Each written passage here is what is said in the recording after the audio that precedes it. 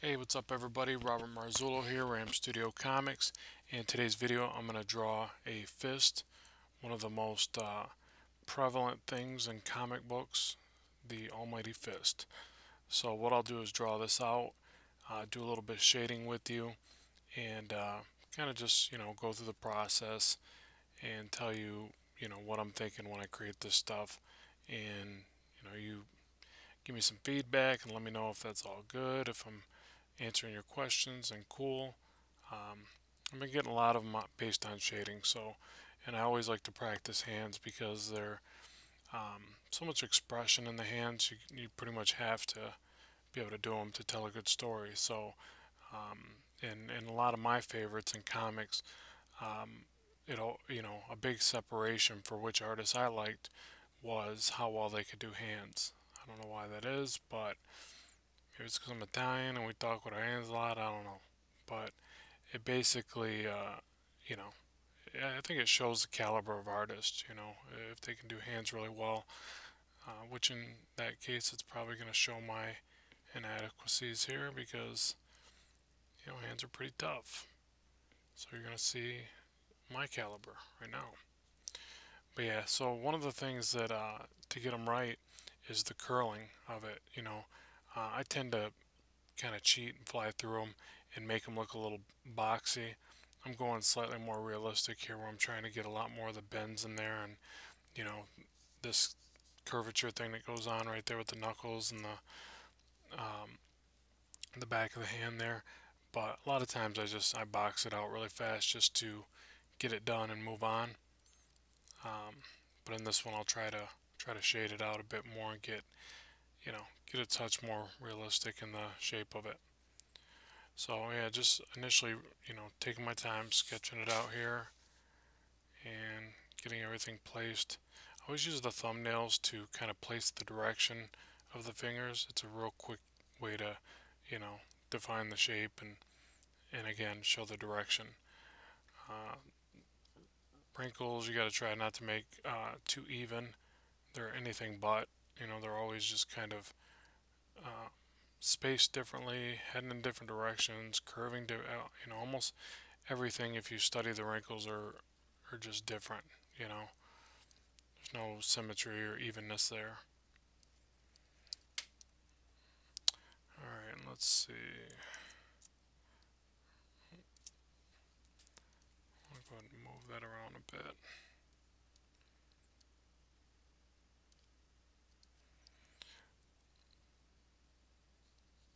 Now, another thing I'm going to do here, something else I wanted to touch on as I go through this process.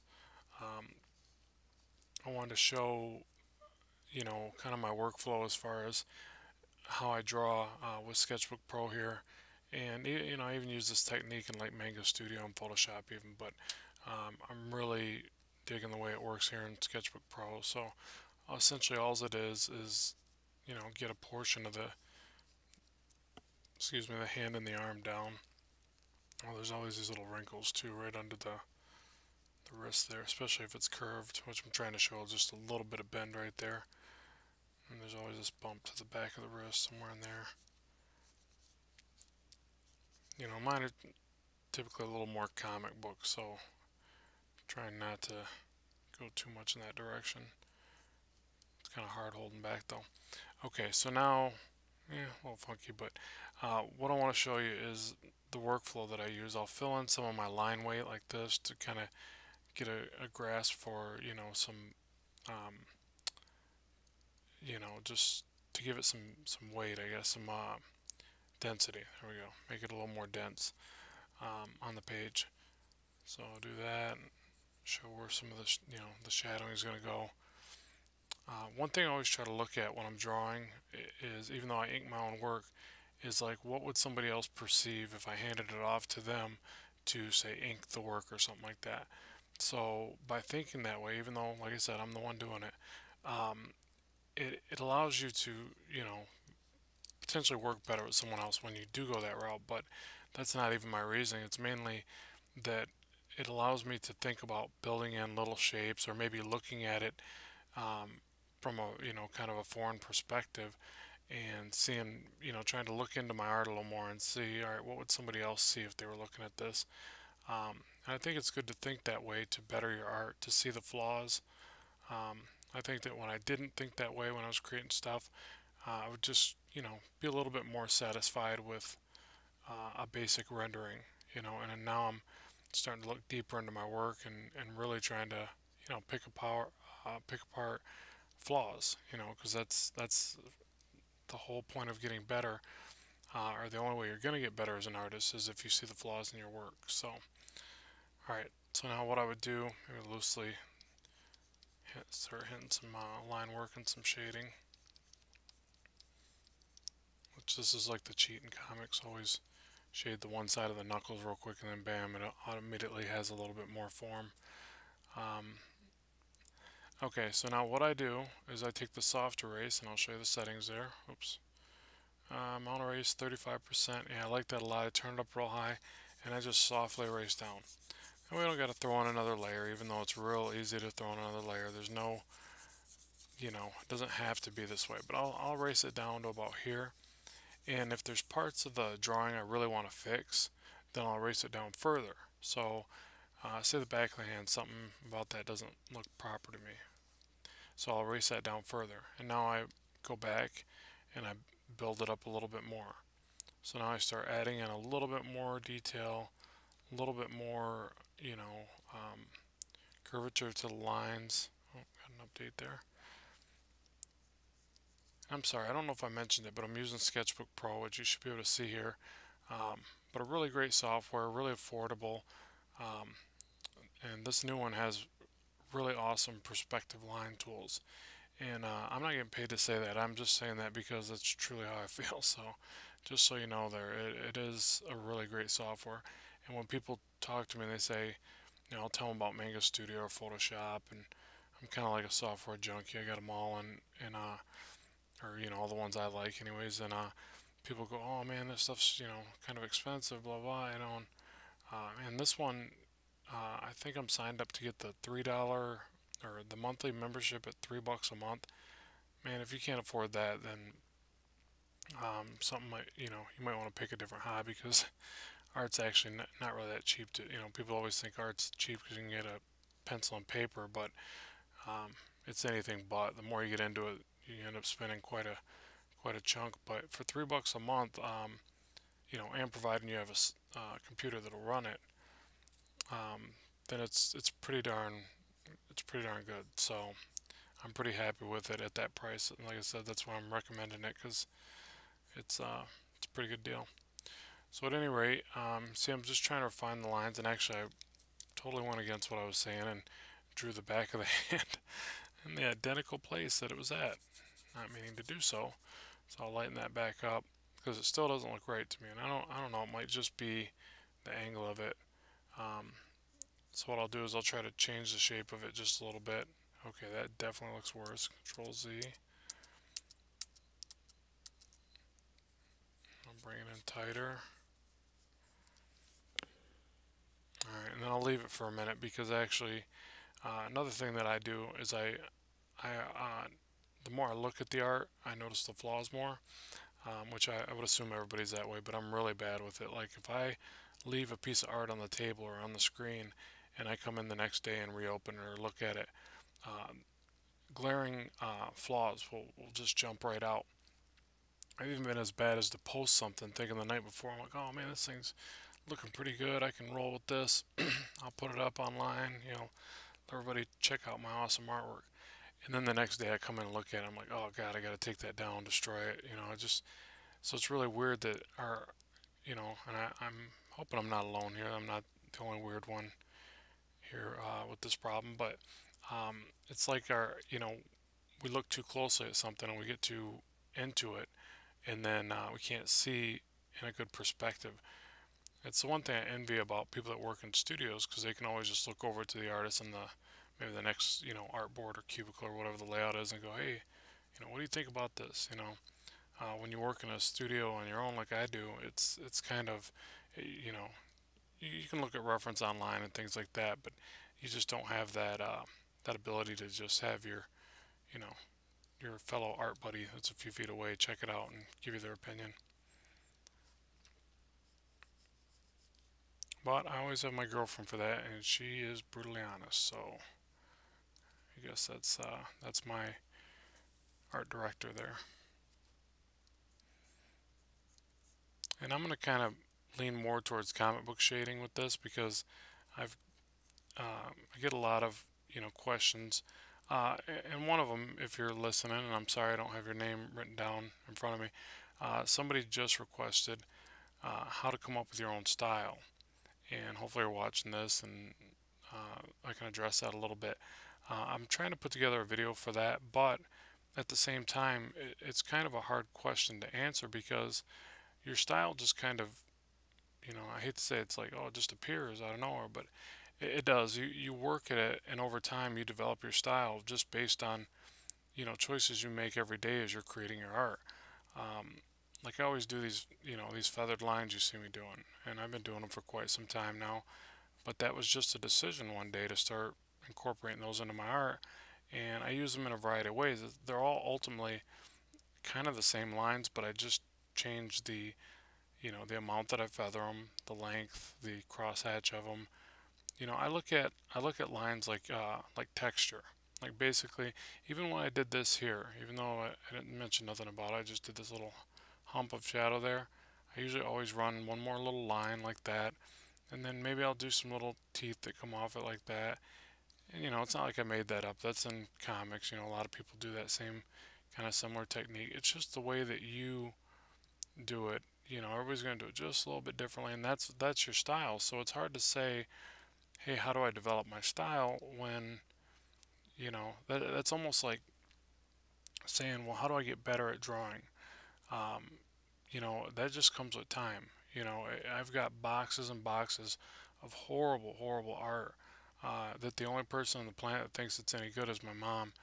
And, God bless her, she just thinks everything I draw is just amazing. But sometimes I look at her funny and go, why were you telling me I was this good artist as a kid? Because some of the stuff is pretty freaking fugly. Um, but that's just a parent's love kind of thing going on there. It's like my kid brings me, his sketch. I'm not gonna be like, oh man, you suck. You need to really get a new hobby. Maybe like skateboarding or something. But yeah, so the only way to get better is just the practice end of it. And no one can do that for you. Um, it takes countless hours to really get good at this stuff. If you really want to be exceptional at it, I would say this is going to scare a lot of people, and I'm sorry, but I would say bare minimum draw about 5 hours a day, and then if you can squeeze in some days where you do 8, 10. I mean, I'll be honest. There's a lot of days I draw, um, 10, 12 hours, and if it's for a job, I'm going to do 10, 12, 14. Get that job done and make that cheddar. But the thing is, really, you kind of get in the zone with this stuff. So, it's not that, I'm just totally obsessive about drawing, which, I pretty much am. But you get in a zone after you do it for so long, and then two things kind of happen. You don't want to put the pencil down. You're kind of geeked up about it or something. And then also, your stuff starts flowing a little bit better. So, you almost don't want to stop because you're afraid you're going to come back the next day and have to start all over. And if a project's going really well, and I've heard this with comic book artists, I'm not per se a professional comic book artist because that's not how I make my living. I do the comics as a passion, and I sell my books, but I don't draw professionally like for Marvel or DC or anything like that. Um, but I have my own studio and I draw storyboards and freelance art, and so if I'm really into a piece and and I'm getting paid on it and everything's kind of gelling and I'm hammering it out, um, yeah, I just kind of keep going. So that's another question you got to ask yourself too: is can you draw like that where you know um, have you been able to draw, I don't know, 10 hours in a day and still feel good about it? Because if you're going to do that for a living, that's something you're going to have to deal with. So, but yeah, at any rate, the original thing that I was trying to explain there is about style. So I can show you different techniques I use for shading. I can talk to you about um, different styles and why other artists might have chose to head in those directions. But ultimately, it just really comes down to all the small choices you make turn into a bigger choice as your style, I guess. So, and if I can figure out a way to put together, a video on that, I will. I just figured I would touch on it because I really do try to address these and get videos done and out there for people. I don't like to, I'm not a big channel. I'm not somebody sitting there, like, haha, I'm not gonna get to this, and this. I really do look at all the comments. I make a list, and I really try to address them. So that's my goal. It's the only way I think this thing will succeed. This channel will succeed, anyways, is if I really do, you know, keep up with people and try to establish those relationships and help people. That was the whole reason I started this. The fact that it makes me millions and millions of dollars now was just kind of a byproduct. I'm just kidding, everybody. I don't make millions and millions of dollars off YouTube. I don't even make millions and millions of pennies. Not yet. Not yet. Alright, so you see I'm just adding all these different lines. Now the other thing is, it's really just the same thing I'm doing over and over again. I'm just changing the way that I'm drawing them out. I didn't feather these ones down there. I just look at it like, it's hard to explain.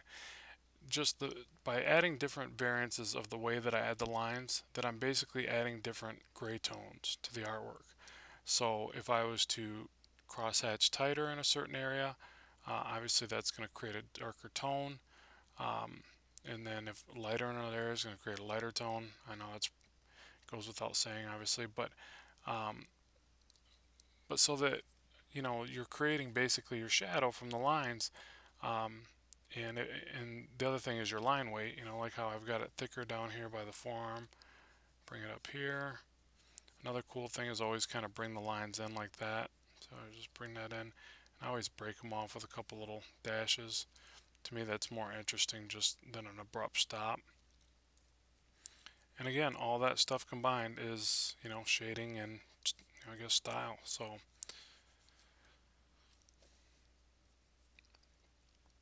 and then really try that effect I told you about with the soft erase. You'll really like it. It works really well for faces, pretty much anything, And the other thing is this: instead of pitching, and I mentioned this in a couple of my videos now, instead of pitching your artwork, really test yourself to work through it. That's definitely a big thing to do because as a professional, you're going to have to do that. I don't care if it's comics, portraits, illustrating for, you know, a logo, whatever. There's going to be times where it's going to be more beneficial to your time frame and your deadline to work through it.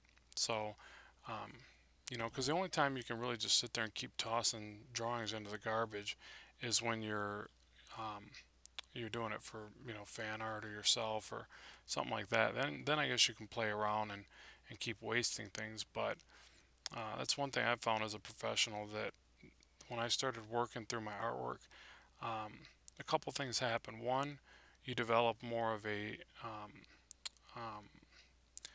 tenacity, a strength to work through it, and you find out things about your art because you're working through it. You're forcing yourself to develop, I guess, as an artist. The other is you just save time because all that time you keep starting over. Oh, I'm just not feeling it. Garbage. I'm gonna try, putting on some music and draw something else. Garbage. And you keep just wasting time essentially. So really, that's the other thing. Really test yourself and force yourself to work through the artwork. Yeah, and then you say I didn't do a whole lot of. Actually, I don't think I did any cross hatching. And then just in the areas you want it just a hair darker, for instance, you can add a little bit of cross hatching. You can always do this little kind of deal for a rim light. If you're trying to show where there might be a highlight, to this, maybe there's a, get this line out of there.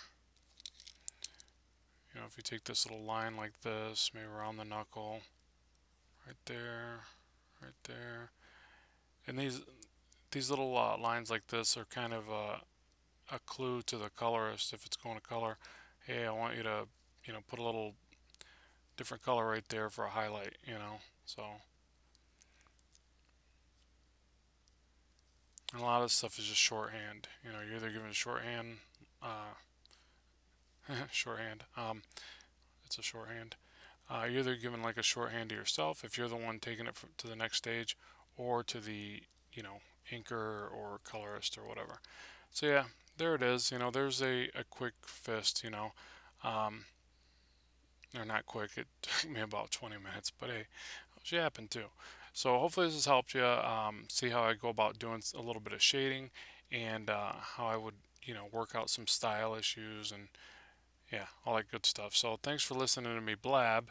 And if you like the channel, like and subscribe, and please share the videos so I can get them out to more people. That's always nice. And let me know what you'd like to see in the future, because as I said in the video, I do my best to address that and keep new content coming out each week. So yeah, thanks very much for watching. Keep drawing, keep having fun.